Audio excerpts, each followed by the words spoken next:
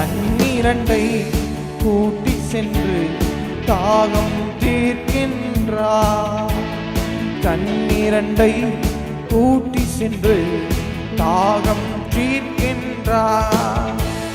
கூரா இல்லையே கூரா இல்லையே ஆண்டவரை தேடுவதற்கு கூரா இல்லையே கூரா இல்லையே கூரா இல்லையே ஆண்டவரை தேடுவதற்கு கூரா இல்லையே. சிங்கக்குட்டிகள் ஆண்டவரை தேடுவதற்கு. கர்த்தருடைய பரிசுத்த நாமத்துக்கு மகிமை உண்டாவதாக. ஆண்டவராகிய இயேசு கிறிஸ்துவின் நல்ல நாமத்தினாலே இந்த நாளிலும் கூட தேவனுடைய பிள்ளைகள் யாவரையும் நாங்கள் இயேசுவின் நாமத்தினாலே வாழ்த்துகிறோம். தேவனுடைய பெரிதான கிருபையும் இரக்கமும் உங்கள் அனைவரோடும் கூட இருப்பதாக. நாம் ஆண்டவராகிய இயேசு கிறிஸ்துவின் நாமத்தை மகிமைப்படுத்தும்படியாக நாம் இன்றைக்கு தேவனுடைய வார்த்தைகளை தியானிக்க போகிறோம். நாம் கேட்கிற ஒவ்வொரு வார்த்தைகளும் ஒவ்வொரு வசனங்களும் அது நம்முடைய ஆண்டவராகிய இயேசு கிறிஸ்துவை மகிமைப்படுத்தக்கூடியதாக, நம்முடைய வாழ்க்கையில் அவைகள் எல்லாம் அஸ்திபாரமாக அமையும்படியாக கர்த்தருடைய நாமத்துக்கு மகிமையாய் வாழுவோம். கர்த்தர் நம்மோடு கூட இருப்பாராக. அல்லேலூயா. இந்த நாளிலும் கூட நாம் பார்க்க இருக்கிற கர்த்தருடைய வார்த்தையின் தலைப்பு என்னவென்று சொன்னால், நீங்கள் தெரிந்து கொள்ளப்பட்டவர்கள் என்கிற தலைப்பிலே நாம் கர்த்தருடைய வார்த்தைகளை தியானிக்க இருக்கிறோம். நாம் பார்க்க போகிற கர்த்தருடைய வார்த்தையின் தலைப்பு என்னவென்று சொன்னால், நீங்கள் தெரிந்து கொள்ளப்பட்டவர்கள் என்கிற அந்த தலைப்பிலிருந்து நாம் கர்த்தருடைய வார்த்தைகளை நாம் தியானிக்க இருக்கிறோம். கர்த்தருடைய நாமம் மகிமைப்படுவதாக. அப்படியானால் தெரிந்து கொள்ளப்பட்டவர்களுக்குரியதான ஆசீர்வாதத்தை இன்றைக்கு நாம் தெரிந்து கொள்ள போகிறோம். இப்போ நமக்குள்ள ஒரு சந்தேகம் இருக்கும். என்னவென்று சொன்னால், நாம் தெரிந்து கொள்ளப்பட்டவர்கள் என்கிற தலைப்பில் நாம் கர்த்தருடைய வசனத்தை செய்தியை நாம் கேட்கிறோம். ஆனால் நான் தெரிந்து கொள்ளப்பட்டிருக்கிறேனா என்கிற அந்த ஒரு சந்தேகத்துக்கான ஒரு கேள்வி நமக்குள்ளே நிச்சயமாக எழும்பி இருக்கும். அப்போது வசனம் என்ன சொல்லுகிறது? நீங்கள் தெரிந்து கொள்ளப்பட்டவர்கள் என்கிற அந்த வசனத்தை அடிப்படையாக கொண்டு நாம் கர்த்தருடைய வார்த்தைகளை நாம் தியானிக்க இருக்கிறோம். ஆனால் நம்மை குறித்து நமக்கு ஒரு கேள்வி வருகிறது. நான் தெரிந்து கொள்ளப்பட்டேனா, அல்லது நான் தெரிந்து கொள்ளப்பட்டு இருக்கிறேனா, இல்லை நான் தெரிந்து கொள்ளப்பட்டவர்கள் என்கிற அந்த லிஸ்ட்டில் என்னுடைய பெயர் இடம் பெற்றிருக்கிறதா என்கிற ஒரு கேள்வி நமக்குள்ளே எழும்புகிறது. அதற்கான கேள்விக்கான பதிலை நாம் வசனத்திலிருந்து இன்று நாம் அறிந்து கொள்ள இருக்கிறோம். கர்த்தருடைய ஆவியானவருடைய உதவியோடு கூட. எல்லாவற்றையும் கர்த்தருடைய ஆவியானவர் நமக்கு உதவி செய்தால் மாத்திரமே நம்மாலே அப்படி செய்ய கூடும். ஆகையால் கர்த்தருடைய ஆவியானவர் நமக்கு அவர் உதவி செய்வாராக.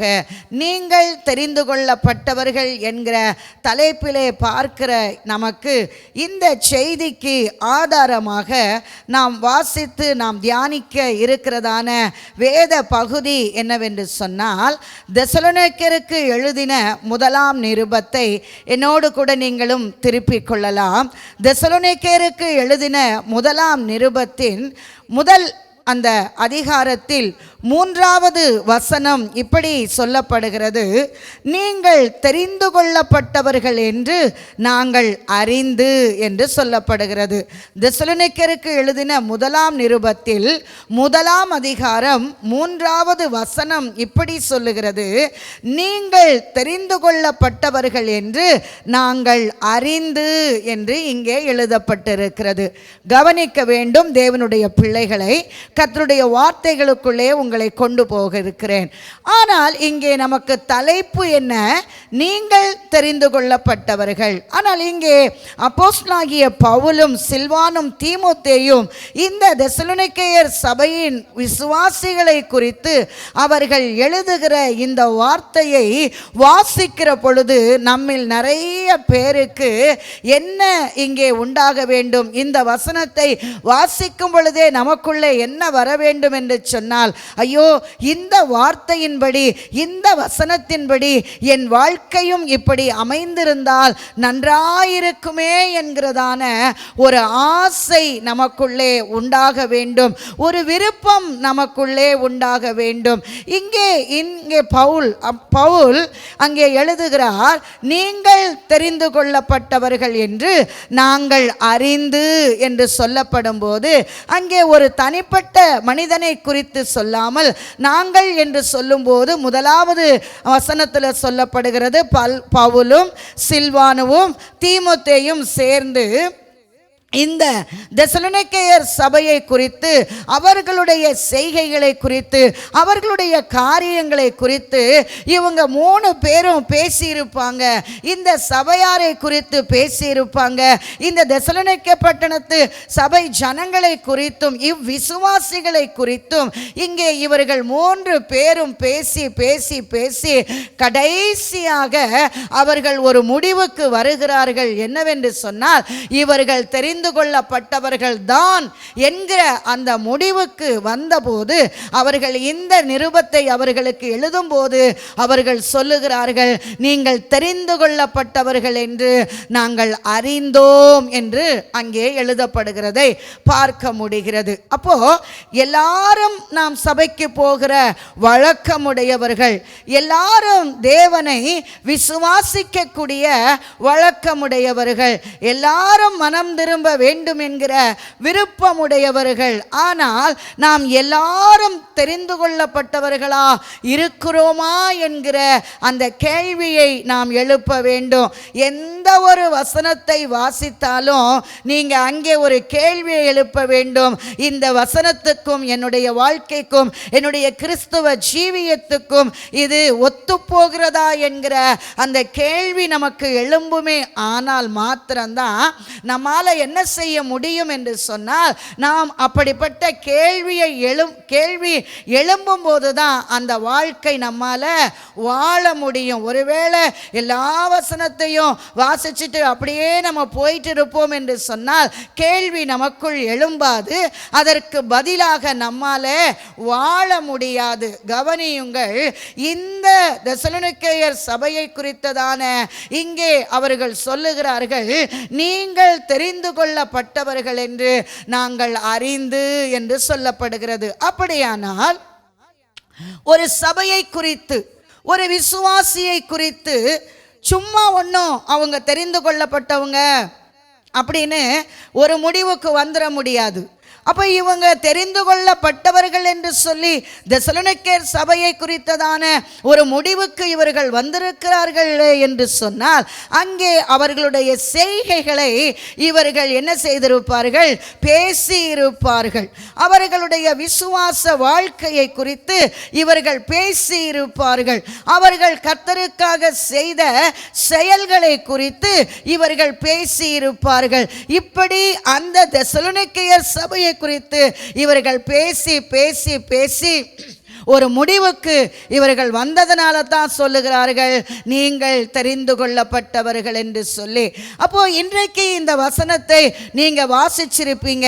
இந்த வசனம் உங்களுக்குள்ள, உங்க இருதயத்துக்குள்ள இப்போ கிரியை செய்ய ஆரம்பிச்சிருக்கும். இந்த தெசலோனிக்கேயர் சபையை போன்று நானும் தெரிந்து கொள்ளப்பட்டவனாக, தெரிந்து கொள்ளப்பட்டவளாக வாழ வேண்டும் என்கிற விருப்பமும் உங்களுக்குள்ளே வந்திருக்கும். ஆனால் இந்த செய்தியை நாம் 2 விதமாக நாம் தியானிக்க இருக்கிறோம். முதலாவது, நாம் தெரிந்து கொள்ளப்பட்டவர்களாக இருக்க வேண்டும் என்று சொன்னால் நாம் என்ன செய்ய வேண்டும்? இந்த தெரிந்து கொள்ளப்பட்டவர்கள் என்ற பெயரை பெற்ற இந்த தெசலோனிக்கேயர் சபை என்ன செய்தார்கள் என்று அறிந்து நானும் தெரிந்து கொள்ளப்பட்டவனாக அல்லது தெரிந்து கொள்ளப்பட்டவளாக நான் வாழும்படிக்கு அவர்கள் என்ன செய்தார்கள் என்று அறிந்து நானும் அதை செய்து அந்த தெரிந்து கொள்ளப்பட்டவர்களுடைய கூட்டத்தில் நானும் சேர்க்கப்பட வேண்டும். நமக்கு எல்லாருக்கும் தெரியும், அழைக்கப்பட்டவர்கள் அநேகர், தெரிந்து கொள்ளப்பட்டவர்களோ சிலர் என்று சொல்லப்படுகிறது.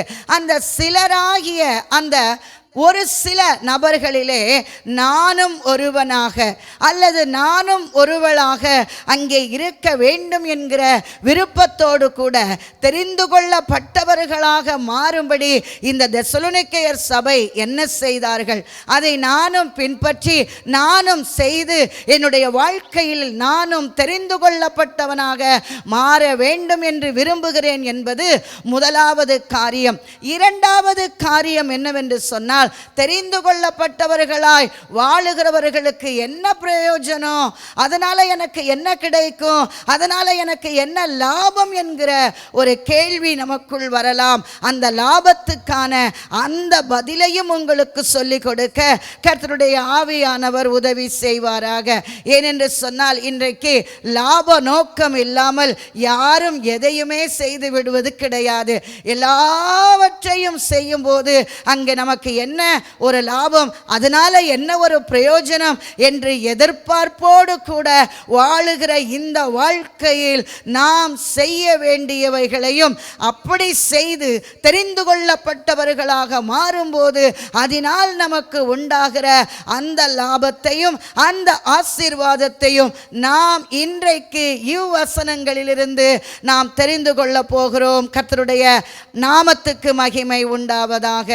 இந்த தெசலோனிக்கேயர் சபை, முதலாவது இந்த தெசலோனிக்கேயர் சபை தெரிந்து கொள்ளப்படும்படி இவர்கள் என்ன செய்தார்கள், அப்படி என்ன இவர்கள் செய்துவிட்டார்கள் என்று சொல்லி நீங்கள் அறிய விரும்பினால் என்னோடு கூட அதே 1 தெசலோனிக்கேயர் 1 அதிகாரத்தின் 3வது வசனத்தை வாசித்து நாம் நீங்கள் தெரிந்து கொள்ளப்பட்டவர்கள் என்று அறிந்தோம். அப்படியானால் அவர்கள் தெரிந்து கொள்ளப்பட்டவர்களாக அவர்கள் மாறும்படி என்ன செய்தார்கள் என்று நீங்கள் அறிய வேண்டுமானால் 2வது வசனம் சொல்லுகிறது, தேவனுக்கு பிரியமான சகோதரரே, முதல் காரியமாக இவர்கள் தெரிந்து கொள்ளப்பட்டவர்களாக மாறும்படி இவர்கள் செய்ததான முதல் காரியம் என்னவென்று சொன்னால், உங்கள் விசுவாசத்தின் கிரியையை என்று சொல்லப்படுகிறது. தெசலோனிக்கேயர் சபை தெரிந்து கொள்ளப்பட்டவர்களாக மாறும்படிக்கு அவர்கள் விசுவாசத்திலே அவர்கள் கிரியை செய்கிறவர்களாய் இருந்தார்கள். இரண்டாவது, உங்கள் அன்பின் பிரயாசத்தை என்று சொல்லப்படுகிறது.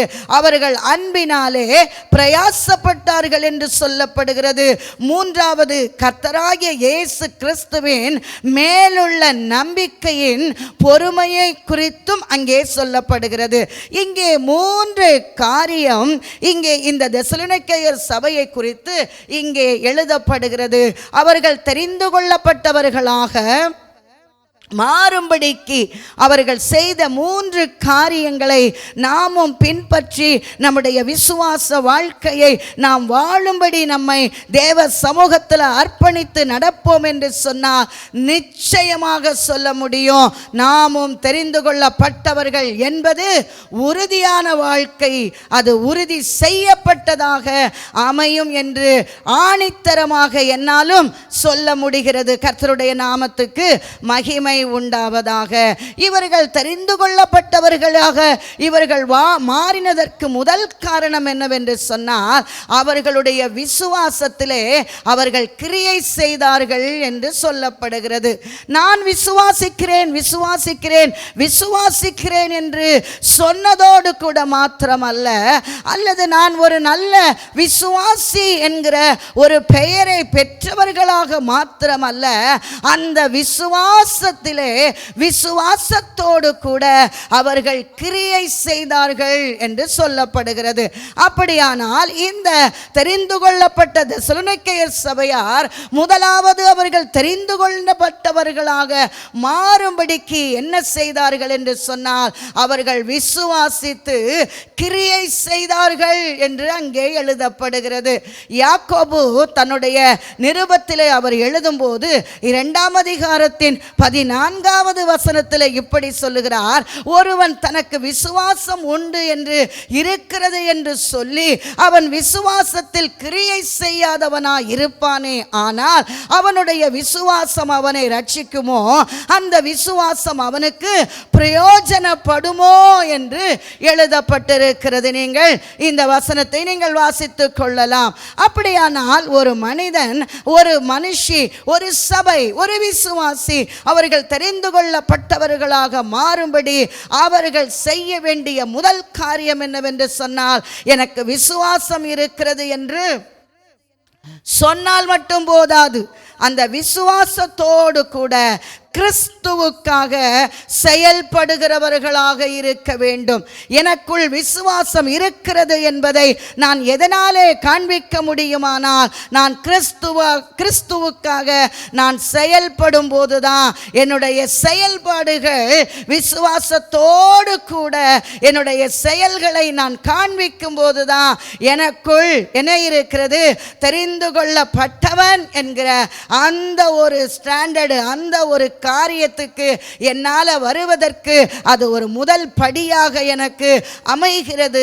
ஆகையால் எனக்கு விசுவாசம் இருக்கிறது என்று சொல்கிறதுனால் அல்ல, அல்லது நான் விசுவாசிக்கிறேன் என்று காண்பிக்கிறதுனால் அல்ல, எனக்கு விசுவாசம் இருக்கிறது, அந்த விசுவாசத்தோடு கூட நான் கிரியையும் செய்கிறேன். கர்த்தராகிய இயேசு கிறிஸ்துவுக்காக நான் கிரியையும் செய்கிறேன் என்று சொல்லி விசுவாசத்தோடு நாம் கிரியை செய்வோம் என்று சொன்னால் நிச்சயமாய் நீங்களும் நானும் கூட தெரிந்து கொள்ளப்பட்டவர்களாக மாற முடியும், சந்தேகமும் இல்லை. அல்லேலூயா.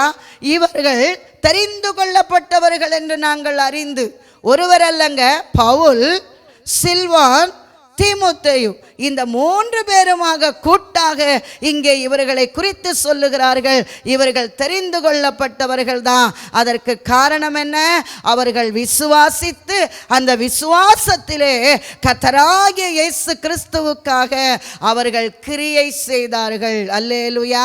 இரண்டாவது, அவர்கள் தெரிந்து கொள்ளப்பட்டவர்கள் என்று மாறும்படி அவர்கள் என்ன செய்தார்கள் என்று சொன்னால், அவர்கள் கர்த்தருக்காக அன்பினாலே பிரயாசப்பட்டார்களாம். அல்லேலூயா. நம்ம எல்லாரும் கர்த்தருக்காக பிரயாசப்படுகிறோம். ஆனால் அந்த கர்த்தருக்காக நாம் படுகிற அந்த பிரயாசம் அன்புடனே கூடிய பிரயாசமாக இருக்கிறதா? கிறிஸ்துவின் மேல் அன்புள்ளவர்களாக இருந்து நாம் பிரயாசப்படுகிறோமா? ஆதாயத்துக்காக நாம் ஆண்டவருக்காக நாம் என்ன செய்கிறோம்? பிரயோஜனப்படுகிறோமா? அல்லது அன்பினாலே நாம் தேவ சமூகத்தில் நாம் என்ன செய்கிறோம்? பிரயாசப்படுகிறோமா? ஆனால் இந்த தெசலோனிக்கேயர் சபையை பாருங்க, அவர்கள் பிரயாசப்பட்டார்கள். எப்படிப்பட்ட பிரயாசம் என்று சொன்னால், அவர்கள் அன்பினாலே அவர்கள் பிரயாசப்பட்டார்கள். அப்போ நானும் பிரயாசப்படுகிறேன், கிறிஸ்துவுக்காக நான் இதை செய்கிறேன் அதை செய்கிறேன் அப்படின்னு சொல்றவங்க நிறைய பேர் இருக்கலாம். ஆனால் அந்த பிரயாசத்தில் அன்போடு கூட பிரயாசப்படுகிற அனுபவம் நமக்கு இருக்கும் என்று சொன்னால், நாமும் கூட தெரிந்து கொள்ளப்பட்டவர்களாக இருக்க முடியும். அப்போ யாரோ ஒருவர் என்னை பார்க்கிறார், அவர்கள் பார்க்கும்படியாக நான் பிரயாசப்படுகிறேன் அல்ல. ஏதோ ஒரு கடமை என் மேல் வந்து விழுந்து விட்டது, அதனால் நான் பிரயாசப்படுகிறேன் என்பது அல்ல. நாம் எப்படி பிரயாசப்பட வேண்டுமானால் அன்பினாலே பிரயாசப்பட வேண்டும். இதை குறித்து தீமோத்தேயு புஸ்தகத்தில் அங்கே எழுதப்படுகிறது. தீமோத்தேயு 2 தீமோத்தேயு 2 அதிகாரம் 6வது வசனத்தில் பார்த்தீங்கன்னா, பிரயாசப்பட்டு பயிரிடுகிறவன் பலனில் முந்தி பங்கடைய வேண்டும் என்று சொல்லப்படுகிறது. அப்போ பிரயாசப்படுகிறவனுக்கு ஒரு பலன் இருக்கிறது. அந்த பலன் எப்படிப்பட்டதா? அவன் முந்தி அந்த பலனில் என்ன செஞ்சிடணுமா? பங்கடைஞ்சிடணும் என்பதுதான் வேத சட்டமாயிருக்கிறது. இதை அறிந்த இவர்கள் கிறிஸ்துவுக்காக இவர்கள் பிரயாசப்பட்டார்கள். எப்படி பிரயாசப்பட்டார்கள் என்று சொன்னால், அன்பினாலே அவர்கள் என்ன செய்தார்கள்? பிரயாசப்பட்டார்கள்.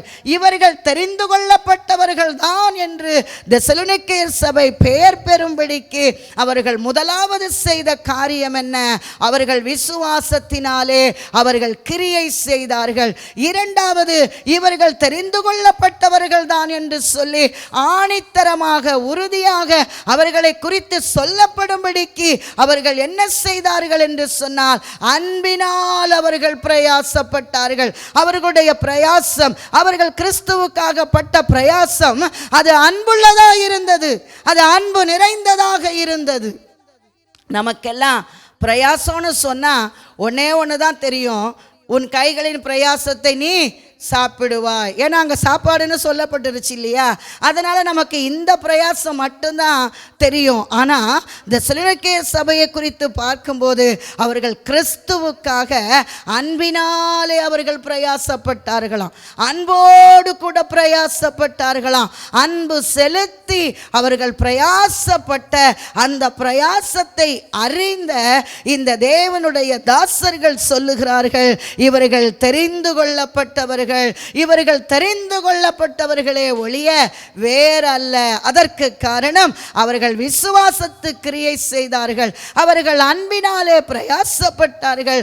மூன்றாவது அதே வசனத்தில் அவர்களை குறித்து சொல்லப்படுகிறது, அவர்கள் கிறிஸ்து இயேசு கிறிஸ்துவின் மேல், அதிலும் நம்முடைய கர்த்தராகிய இயேசு கிறிஸ்துவின் மேல் நம்பிக்கை உடையவர்களாய் இருந்து அந்த நம்பிக்கையிலே அவர்கள் பொறுமையோடு கூட இருந்தார்களாம். அல்லேலூயா. இன்றைக்கு நமக்கெல்லாம் நம்பிக்கை இருக்கு. நம்பிக்கை இல்லாமல் ஒன்றும் நாங்கள் இல்லை, எங்களுக்கெல்லாம் நம்பிக்கை இருக்குது. ஆனால் அந்த நம்பிக்கையோடு கூட எத்தனை பேருக்கு பொறுமை இருக்குது? கிறிஸ்து எனக்கென்று வைத்திருக்கிறதை, கிறிஸ்து எனக்கென்று தருகிறதை, என்னுடைய வாழ்க்கையில் அவர் செய்ய நினைத்திருக்கிறதை, என்னை குறித்ததான அவருடைய திட்டம் நிறைவேறும் வரைக்கும் என்று சொல்லி பொறுமையோடு கூட காத்திருக்கிறவர்கள் எத்தனை பேர்? இன்னைக்கு கொஞ்சம் பேருக்கு ஒரு சின்ன பிரச்சனைகளோ இல்லது ஒரு சின்ன போராட்டங்களோ வந்துவிட்டால் பொறுமையோடு கூட அதை கிறிஸ்துவுக்காக சகிக்கிறவர்கள் எத்தனை பேர்? அல்லது இது எனக்கு நியமிக்கப்பட்டிருக்கிறது, இது எதனால் வந்தது என்று சொல்லி தேவனிடத்தில் கேட்டு அதிலிருந்து வெளியே வருவதற்கான வழியை தேவனிடத்திலிருந்து பெற்று வெளியே வந்தவர்கள் எத்தனை பேர்? மாறாக நாம் என்ன செய்கிறோம்? நம்முடைய பொறுமையை இழந்தவர்களாக, நம்முடைய சுய அறிவை பயன்படுத்தி நம்முடைய திட்டங்களை வகுத்து நாம் அந்த பொறுமையை இழந்தவர்களாக தனிப்பட்ட முறையிலே நாம் முடிவெடுத்து வாழுகிற எத்தனையோ பேர்களை பார்க்க முடிகிறது. ஆனால் இந்த தெசலோனிக்கேயர் சபையை குறித்து பாருங்க, அவங்களுக்கு நம்பிக்கை இருந்தது. அந்த நம்பிக்கையில் இவங்க எப்படி இருந்தாங்களாம்? பொறுமையோடு கூட இருந்தாங்களாம். அப்போஸ்தலனாகிய பவுல் ரோமருக்கு எழுதும்போது 12வது அதிகாரம் 12வது வசனத்தில் சொன்னார், நம்பிக்கையிலே சந்தோஷமாயிருங்கள், உபத்திரவத்திலே பொறுமையாயிருங்கள், ஜபத்திலே உறுதியாய் தரித்திருங்கள். எனக்கு நம்பிக்கை இருக்கிறது. அந்த நம்பிக்கை கிறிஸ்துவுக்குள்ளாக என்னை எவ்வளவு பொறுமை உள்ளவனாக என்னை வாழ வைத்திருக்கிறது என்று உங்களை நீங்கள் சிந்தித்து பாருங்கள், உங்களை நீங்கள் ஆராய்ந்து பாருங்கள்.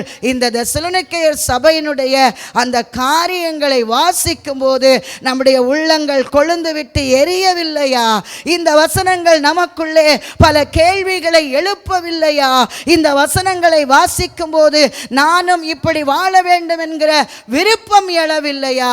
நிச்சயமாக கர்த்தருடைய ஆவியானவர் உங்கள் உள்ளத்திலே அவர் இன்றைக்கு கிரியை செய்வாரே. ஆனால் இந்த வசனங்கள் உங்களுக்குள்ளே கொழுந்து விட்டு எரியுமே ஆனால் நீங்களும் சொல்ல வேண்டும், ஆண்டவரே நானும் தெரிந்து கொள்ளப்பட்டவளாக நானும் வாழும்படிக்கு ஆண்டவரே எனக்கு விசுவாசம் இருக்கிறது என்பதோடு கூட நான் நின்றுவிடக் கூடாது. என்னுடைய விசுவாசத்திலே நான் என்ன செய்ய வேண்டும்? ஆண்டவரே என் விசுவாசத்தில் நான் கிரியை செய்ய வேண்டும். எனக்கு விசுவாசம் இருக்கிறது என்று நான் சொல்லியும் அந்த விசுவாசத்திலே கிரியை இல்லாமல் இருக்குமானால் அந்த விசுவாசம் என்னை ரட்சிக்காது, அந்த விசுவாசம் எனக்கு பிரயோஜனப்படாது.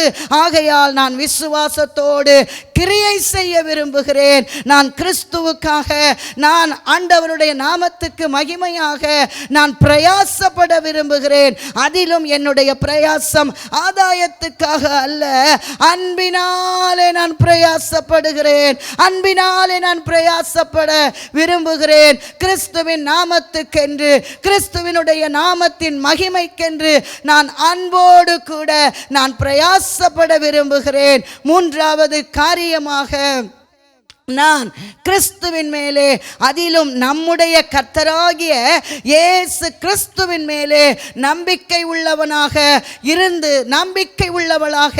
இருந்து அந்த நம்பிக்கையிலே நான் பொறுமையோடு கூட நமக்கு நியமித்திருக்கிற ஓட்டத்தில் நாம் பொறுமையோடு ஓடக்கடவோம் என்று சொல்லப்பட்டிருக்கிற வசனத்தின்படி நாம் பொறுமையோடு கூட நாம் ஓடுவோம் என்று சொன்னால், ஒரு நாள் நம்மை குறித்தும் இந்த உலகத்தின் மனிதர்கள், நாம் ஆராதிக்கிற தேவன் நம்மை குறித்து சாட்சி கொடுக்க போகிறார்.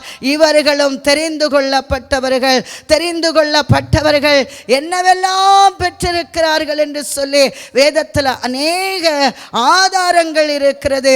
உங்களுக்கு ஒன்றை மட்டும் சொல்லிக்கொள்ள ஆசைப்படுகிறேன். கர்த்தராகிய தேவன் உங்களுக்கு உதவி செய்வாராக.